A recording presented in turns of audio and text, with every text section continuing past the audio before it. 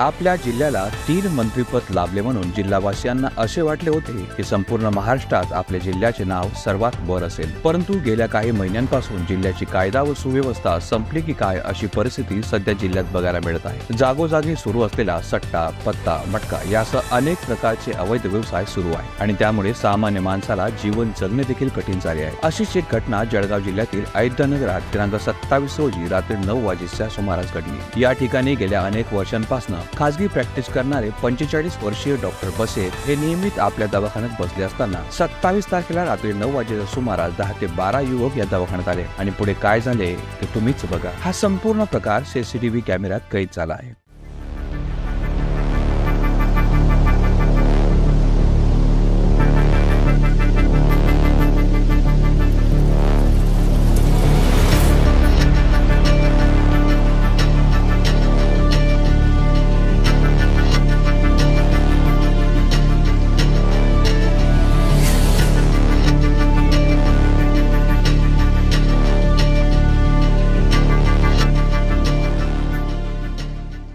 माझं नाव डॉक्टर योगेश कैलासनाथ बसे। माझं clinic Ganpati clinic अयोध्यानगरला आहे आणि 10-12 मुलं ठिकाण माझ्या क्लिनिकमध्ये आले। माझ्या क्लिनिकमध्ये त्यांनी तपासणी वगैरे केली।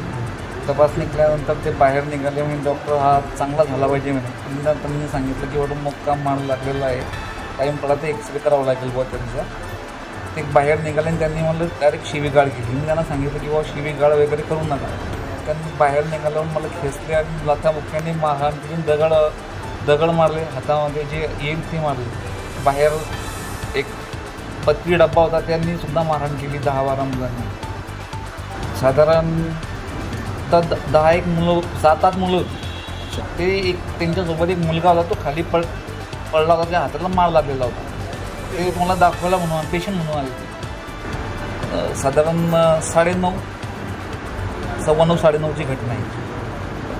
तुम्हाला हा व्हिडिओ बघून काय वाटले कमेंटमध्ये जरूर कळवाल आणि चॅनलवर नवीन असाल तर आत्ताच आपले चॅनल सबस्क्राइब करायला विसरू नका। साक्षीदार न्यूज जळगाव।